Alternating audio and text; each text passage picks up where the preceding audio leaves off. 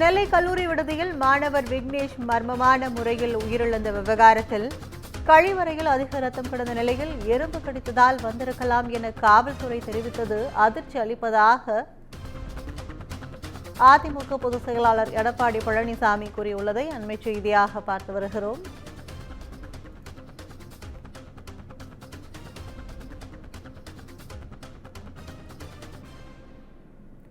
நெல்லை கல்லூரி விடுதியில் மாணவர் விக்னேஷ் மர்மமான முறையில் உயிரிழந்த விவகாரத்தில் கழிவறையில் அதிக ரத்தம் கிடந்த நிலையில் எறும்பு கடித்ததால் வந்திருக்கலாம் என காவல்துறை தெரிவித்தது அதிர்ச்சி அளிப்பதாக அதிமுக பொதுச் செயலாளர் இபிஎஸ் தெரிவித்துள்ளதை அண்மை செய்தியாக பார்த்து வருகிறோம். கூடுதல் விவரங்களை தலைமை செய்தியாளர் சிவா வழங்க கேட்கலாம்.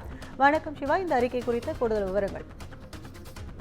நெல்லையில் மாணவர் உயிரிழந்த விவகாரம் தொடர்பாக அதிமுக பொதுச் செயலாளர் எடப்பாடி பழனிசாமி கண்டனம் தெரிவித்து ஒரு பதிவை தன்னுடைய எக்ஸ்பிரஸில் பதிவு செய்திருக்கிறார். இது தொடர்பாக அவர் பதிவேற்றக்கூடிய பதிவில், திருநெல்வேலியில் கல்லூரி பயிலக்கூடிய விக்னேஷ் என்ற மாணவர் கல்லூரி விடுதியில் மர்மமான முறையில் உயிரிழந்த நிலையில இது குறித்து அவருடைய தாயார் காவல்துறையில முறையிட்டு கழிவறையில் இருந்த அதிக அளவு ரத்தம் குறித்து கேட்டபோது எறும்பு கடித்ததால் வந்திருக்கலாம் என்று பொறுப்பற்ற முறையில் இந்த அரசினுடைய காவல்துறை தெரிவித்ததாக வரக்கூடிய செய்திகள் அதிர்ச்சி அளிக்கிறது என்று எடப்பாடி பழனிசாமி குறிப்பிட்டிருக்கிறார்.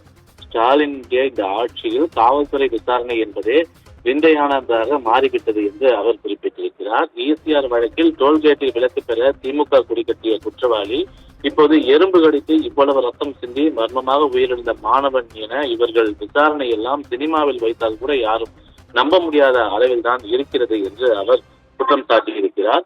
பட்டியலினத்தைச் சேர்ந்த முதல் தலைமுறை பட்டதாரியான மாணவர் விக்னேஷனுடைய மரணத்தின் உண்மையான காரணத்தை மறைத்து திசை திருப்ப இந்த அரசு முயற்சிக்குமானால் அது கடுமையான கண்டனத்திற்கு உரியது என்று எடப்பாடி பழனிசாமி குறிப்பிட்டிருக்கிறார்.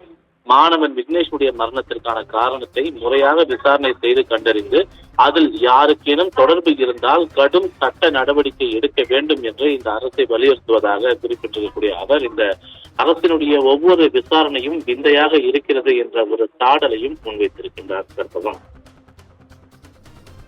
விவரங்களுக்கு நன்றி சிவா.